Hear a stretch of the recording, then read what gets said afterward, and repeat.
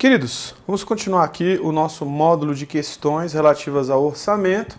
Vamos agora para a nossa questão no de número 12. Lembrando que a gente vai resolvendo as questões de provas anteriores e a gente vai fazendo alguns comentários para ajudar você a fixar o conteúdo. Então fique atento, preste atenção para que você possa realmente pegar bem essa matéria, para que você não tenha nenhuma dificuldade no momento de fazer a sua prova. Então vamos para a questão de número 12. A política de aplicação nas agências financeiras oficiais de fomento é estabelecida na lei específica aprovada pela maioria absoluta do Congresso Nacional? Não. A lei que aprovar o Plano Plurianual de Investimentos? Não. A lei que aprovar a Lei Orçamentária Anual? Não. A Lei de Responsabilidade Fiscal? Também não. A Lei de Diretrizes Orçamentárias? Sim. Ela que vai estabelecer as metas e as prioridades para a política de aplicação das agências financeiras oficiais de fomento. Então, 12, nossa resposta é a letra E. Quem é que trata disso? O artigo 165, no parágrafo 2º da Constituição Federal. A LDO vai dispor sobre as metas e prioridades para as aplicações de recursos nas agências financeiras oficiais de fomento e meta e prioridade também para a aplicação de recursos, né? Basicamente, aliás, para você ter as alterações na legislação tributária. Lembrando que essas duas características que eu falei para você são características exclusivas da Lei de Diretrizes Orçamentárias. Só a LDO tem essas duas características. Vamos então para a nossa questão de número 13. Quanto aos créditos adicionais previstos na Lei 4.320, de 17.3/64, observa-se que aqueles destinados às despesas para as quais não haja dotação orçamentária específica são os créditos comuns? Não. São os créditos suplementares? Não, porque o crédito suplementar é para reforçar o orçamento. Se é para reforçar o orçamento, é para um programa de governo que já existe e já tem uma dotação orçamentária específica. É um crédito extraordinário? Também não, porque crédito extraordinário é para uma despesa imprevisível e urgente, tais como as decorrentes de guerra, comoção interna ou calamidade pública. Só pode ser o crédito especial. Então, o crédito especial, para não ferir a Constituição Federal, ele vai atender a um programa de governo que existe, só que não tem dotação orçamentária específica. Um programa de governo que existe, só que eu tenho a rubrica 00, crédito especial.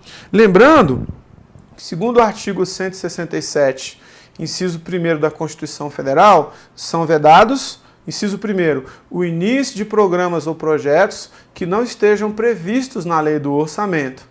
Então, não tem problema nenhum eu ter na lei do orçamento um programa de governo e não tendo certeza se eu vou ter recurso para custear esse programa de governo no ano que vem, a gente coloca uma rubrica 00, não tem problema.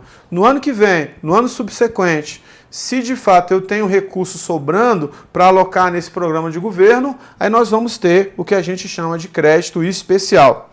Então, 13, então a resposta é a letra D. Lembrando que o crédito suplementar, né, é para reforçar o orçamento, já existe programa de governo e já existe uma dotação orçamentária. E o crédito extraordinário, né, segundo o texto constitucional, artigo 67, parágrafo 3º, serve para atender às despesas imprevisíveis e urgentes, tais como as decorrentes de guerra, comoção interna ou calamidade pública.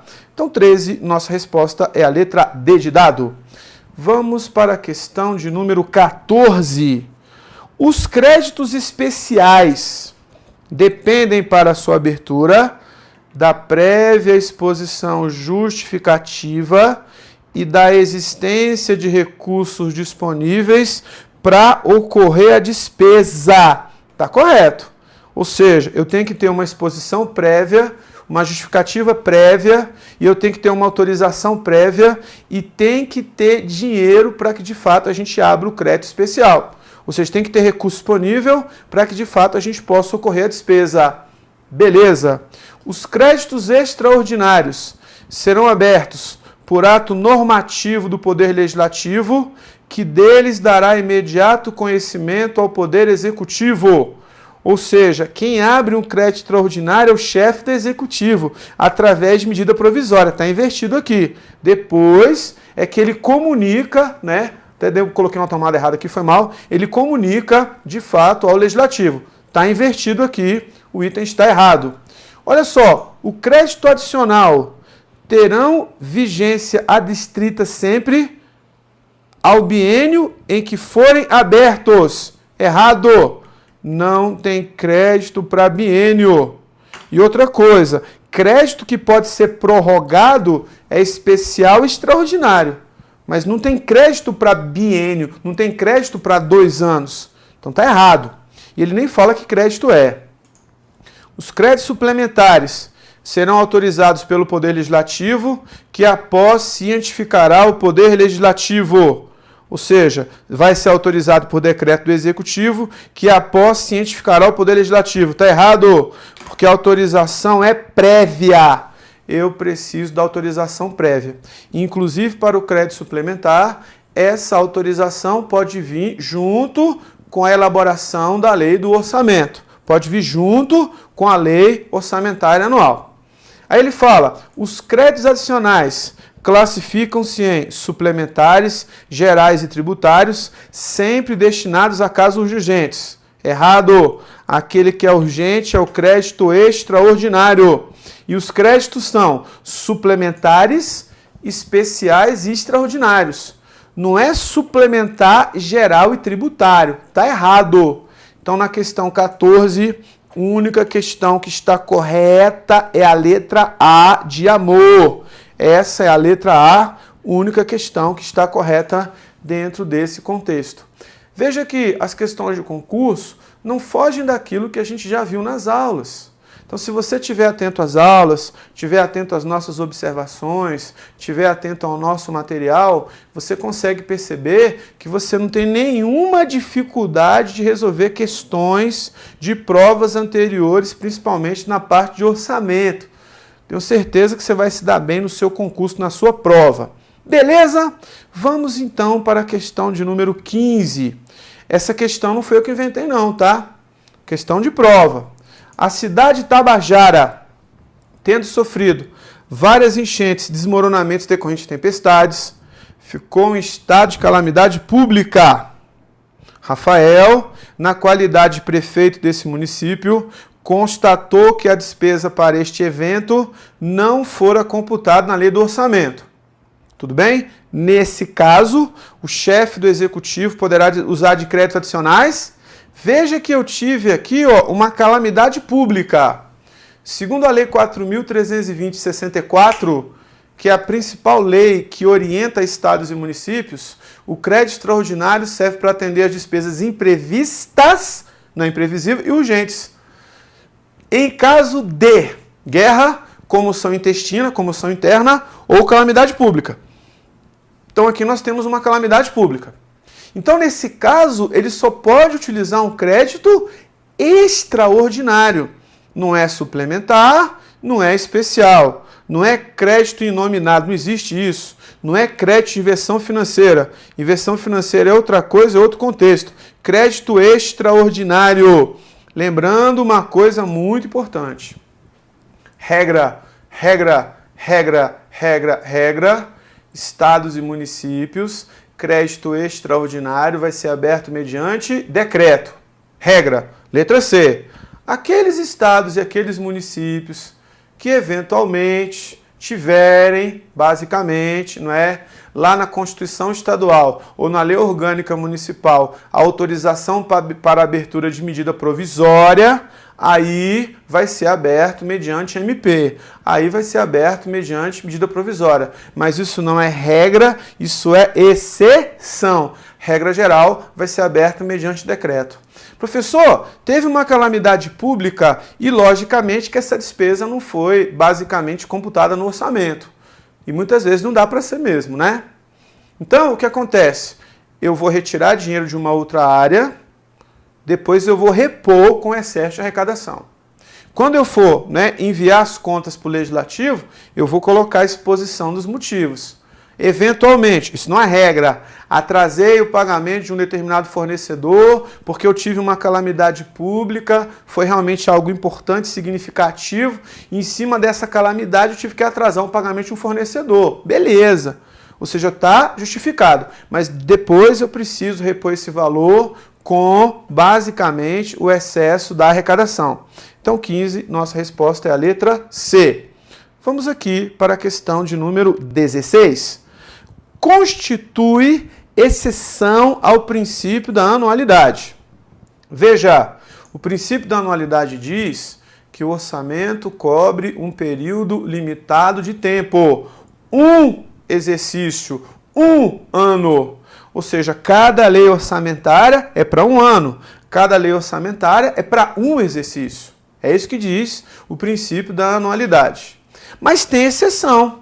Olha a letra A. Os créditos especiais e extraordinários abertos nos 4 últimos meses do exercício, se forem reabertos para o exercício seguinte, está correto?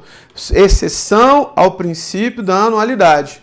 Porque você está tendo uma despesa de um exercício que está sendo executada no exercício seguinte. Só serve se for o crédito especial extraordinário se forem abertos depois que já foi a lei do orçamento. Se forem abertos em um dos 4 últimos meses do exercício. Se forem abertos em setembro, outubro, novembro ou dezembro. Apenas e tão somente nesse caso. Resto a pagar processado ou não processado vai para o ano que vem, mas não considera-se exceção à anualidade. Serviço da dívida também não. E superávit do orçamento orçamentário também não. Então, resposta letra A. Exceção ao princípio da anualidade. Vamos para a questão de número 17. Independem geralmente de autorização legislativa específica os créditos. O único que eu posso abrir sem autorização legislativa, extraordinário apenas.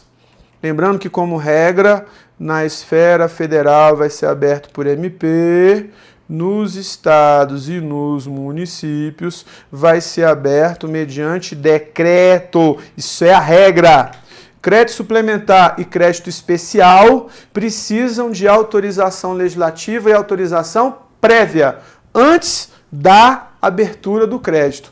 Lembrando que o único crédito que eu posso solicitar autorização de abertura junto com a aprovação da lei orçamentária anual é o crédito adicional suplementar, que não é o caso aqui do extraordinário. Então, 17, nossa resposta é a letra C. Vamos para a nossa questão de número 18. Os créditos adicionais especiais têm por característica serem previstos na lei orçamentária anual. Errado! O único crédito adicional que eu posso solicitar autorização de abertura junto com a aprovação da lei orçamentária anual é o crédito adicional suplementar, não especial. Letra B. Atenderem às despesas de caráter urgente e imprevisto, não crédito extraordinário. Lembrando que despesa urgente e imprevista é texto da Lei 4.320/64. E eu comentei com você na aula, nessa parte de crédito adicional, que esse texto também pode cair. Lei 4.320, crédito extraordinário é para despesas urgentes e imprevistas, né, em caso de guerra, comoção intestina ou calamidade pública. Né? Segundo a Constituição Federal, o crédito extraordinário é para atender às despesas imprevisíveis e urgentes, tais como, exemplo, as decorrentes de guerra, comoção interna ou calamidade pública. Veja que há uma diferença, mas os dois textos podem cair na prova. Urgente e imprevisto não é Constituição, é Lei 4.320/1964. Cuidado com esse detalhe, que é um detalhe importante, um detalhe significativo. Olha só, crédito especial. Independerem de autorização legislativa. Errado! O crédito que independe de autorização legislativa é o crédito extraordinário. Letra D. Dependerem da existência de recursos para financiá-los. Correto! Tem que ter dinheiro mesmo. Por isso que eu tenho que ter uma autorização prévia e eu tenho que saber e demonstrar de onde vem o dinheiro. destinarem-se ao reforço de dotação orçamentária insuficiente. Não é para reforçar o orçamento. Reforço no orçamento é crédito suplementar. Tá errado? Então, 18, nossa resposta é a letra D. Mais uma vez eu falo, as questões que nós estamos fazendo, que nós estamos resolvendo, estão bem dentro daquilo que a gente está trabalhando com você aqui e a gente está abordando aqui no nosso curso de orçamento, né? Não tem nada assim muito diferente. E é bom que a gente faça as questões, primeiro para desmistificar essa questão de prova de concurso certificado. Isso não é. Né? O que existe muitas vezes é um aluno que não está preparado adequadamente, que com certeza não será o seu caso. Vamos para a questão de número 19. Confrontando-se as diferenças entre o orçamento tradicional e o orçamento programa, não se pode afirmar que... Não se pode afirmar. O orçamento tradicional é o processo de elaboração do orçamento que é enfatizado o objeto do gasto. É verdade. No orçamento tradicional, ele não tem compromisso com metas e objetivos e ele não tem compromisso com planejamento. Verdade.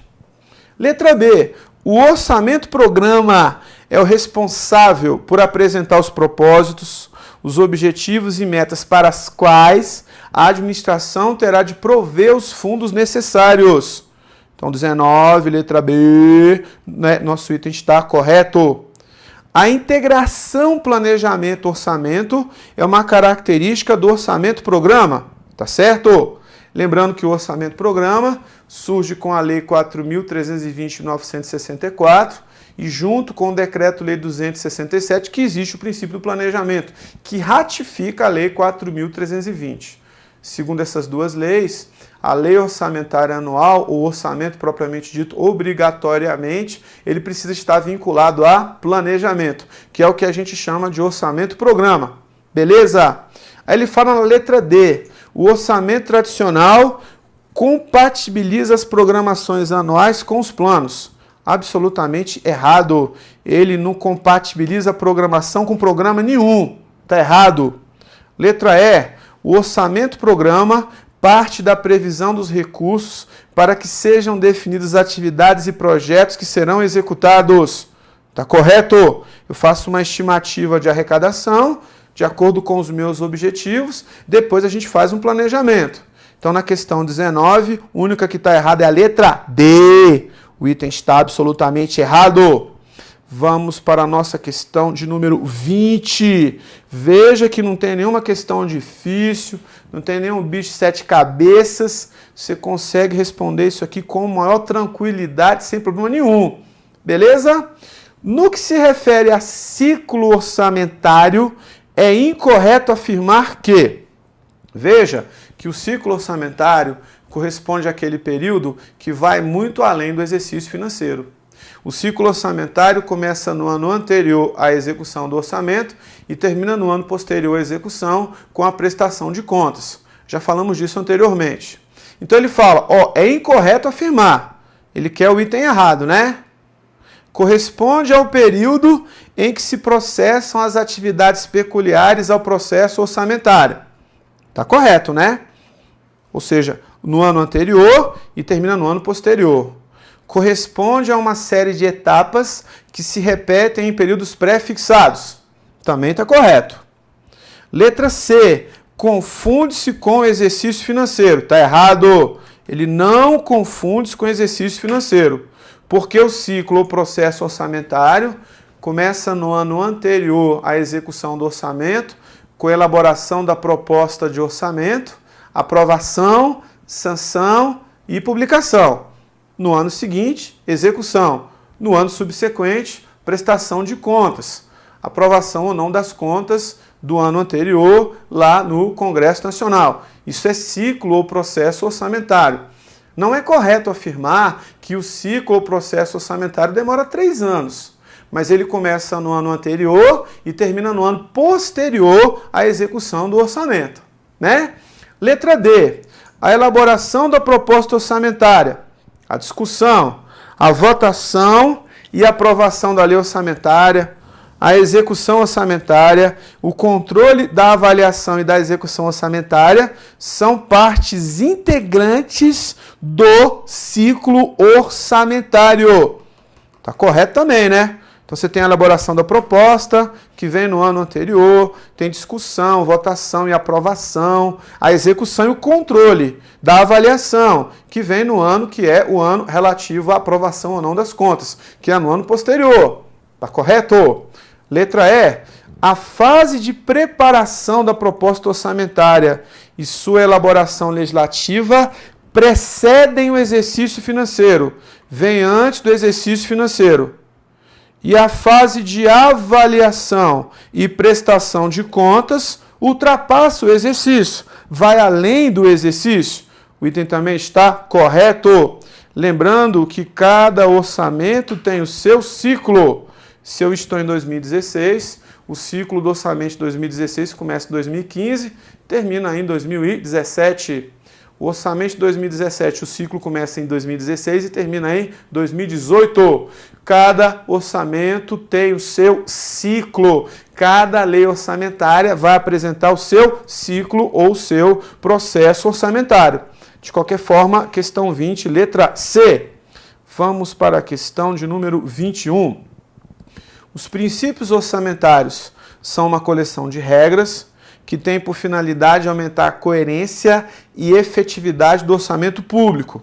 Indique nas opções a seguir que princípio estabelece que o orçamento deve conter todas as receitas e todas as despesas do Estado.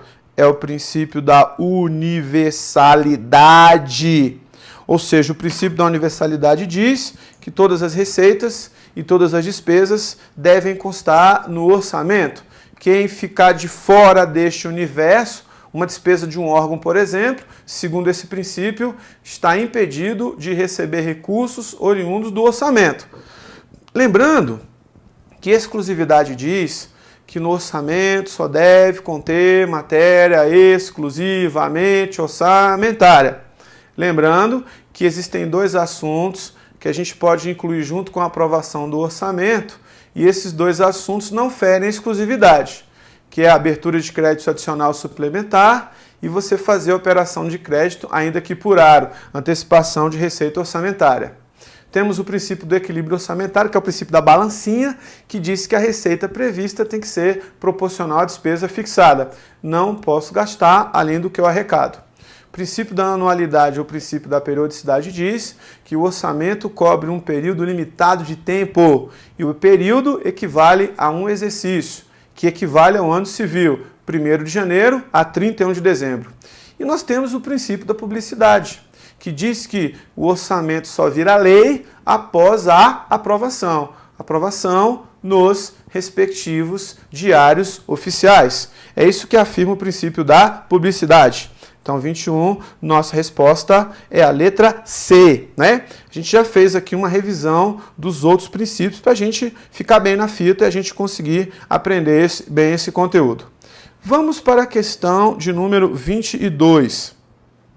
De acordo com os princípios orçamentários, identifique o princípio que está inserido nos dispositivos constitucionais, orientando a construção do sistema orçamentário em sintonia com o planejamento e programação do poder público, garantindo que todos os atos relacionados aos interesses da sociedade devem passar pelo exame e pela aprovação do parlamento. Que princípio que é esse, professor? Princípio da legalidade. O orçamento no Brasil é uma lei autorizativa, mas é uma lei ordinária, uma lei que nasce no executivo, né? Ou seja, a iniciativa de proposta e tem que passar pelo crivo da Casa Legislativa. Tem todo o trâmite, inclusive o trâmite com relação à aprovação no parlamento, tem quórum para abrir sessão, tem quórum para aprovar o projeto de lei e assim sucessivamente. Tudo isso é o que a gente chama de princípio da legalidade. Então, o orçamento no Brasil é lei. Temos a anualidade ou periodicidade. Periodicidade é sinônimo de anualidade, que diz que o orçamento cobre um período limitado de tempo. Cada orçamento é para um exercício. e o exercício equivale ao ano civil, 1º de janeiro a 31 de dezembro. Temos o princípio da exclusividade que diz que no orçamento só deve conter matéria exclusivamente orçamentária. É vedada a inclusão de qualquer matéria estranha ao orçamento. Exceção, crédito adicional suplementar e autorização para fazer operação de crédito, ainda que por aro. O princípio da universalidade diz que o orçamento deve conter todas as receitas e todas as despesas. Toda e qualquer classificação de receita e despesa. Quem ficar de fora, ou que seja aquela despesa que ficar de fora, está impedido de receber recursos oriundos do orçamento. E nós temos o princípio da unidade ou unicidade, que diz que o orçamento tem que ser uno, tem que ser um só. Só existe uma única lei orçamentária. É claro que essa única lei orçamentária, tem 3 peças: orçamento fiscal, orçamento da Seguridade Social e orçamento de investimento nas estatais. O fato do orçamento apresentar 3 peças não fere o princípio da unidade ou o princípio da unicidade. Beleza? Então, nossa resposta aqui da questão 22 é a letra E, e a gente já aproveitou para fazer uma revisão dos outros princípios. Vamos para a questão de número 23. A Lei de Responsabilidade Fiscal de 4 de maio de 2000, no que se refere à Receita Pública, capítulo 3, seção 2, define os critérios para concessão ou ampliação, né, de incentivo ou benefício, basicamente de natureza tributária, da qual decorra renúncia de receita. Veja, renúncia de receita são aquelas situações que estão na LRF que o ente abre mão de receber aquela receita. É claro que ele abre mão, mas existe um motivo, existe uma justificativa, e esse motivo e essa justificativa têm uma coerência. Com relação a isso, trecho da lei, marque a única opção falsa sobre o que compreende renúncia fiscal segundo a lei. Trecho da lei, questão extremamente técnica. O que está errado aí? Está errado é a letra A, porque ele fala na letra A, concessão de isenção de caráter geral. E a lei não fala isso. Ela fala concessão de isenção de caráter não geral. O que significa dizer? Significa dizer que essa renúncia de receita não é para qualquer um, não. Existem casos específicos. E eu gosto muito, né, daquela questão do subsídio. Ou seja, uma fábrica se instala lá no município, recebe um subsídio por um ano de não pagar IPTU. Isso é uma renúncia de receita. Só que esse valor que não vai entrar, o município tem que demonstrar no orçamento que vai entrar de uma outra forma, através do ICMS, que é o imposto estadual, uma parte vem para o município, o fundo de participação do município. E a lei fala também de subsídio, a lei fala de crédito presumido, né? A pessoa que tem um crédito lá, a lei fala de anistia, e a lei fala de alteração de alíquota que implique redução discriminada de tributos ou contribuições. Então, 23, o único que está errado é a letra A. Eventualmente, dentro do curso de orçamento, a gente fala de anexo de metas e anexo de riscos fiscais, que são as novidades da LDO, os critérios e a limitação de empenho também, e a gente fala na Lei Orçamentária Anual dos demonstrativos de compatibilidade de acordo com o anexo de metas e anexo de riscos da Lei de Diretrizes Orçamentárias. E sempre, quando se trata desse assunto, a gente se remete à renúncia de receita, porque no anexo de metas fiscais ela vai fazer parte. Lembrando que renunciar é abrir mão, só que abrir mão por um motivo justificado. Não é abrir mão simplesmente e não receber. E abrir mão tem que comprovar que esse dinheiro que não está entrando nos cofres públicos, né, ele não vai fazer falta. Se não comprovar isso, eu vou ter que compensar de uma outra forma, né? Aumentando um outro imposto, ampliando a base de cálculo, né? Criando uma contribuição, um imposto para compensar, como a gente já tinha falado anteriormente. De qualquer forma, nossa questão 23, nossa resposta é a letra A. Vamos para a nossa questão de número 24. Com relação ao anexo de metas fiscais da Lei de Diretrizes Orçamentárias, é incorreto afirmar. Vamos ver a questão que está errada. Só que eu estou com o tempo aqui mais ou menos estourado e daqui a pouquinho eu volto e a gente continua as nossas questões aqui, em especial na questão 24, porque é uma questão grandinha, então vai dar um trabalhinho pra gente. A gente vai para a questão 24, mas daqui a pouquinho, na próxima aula, um abraço!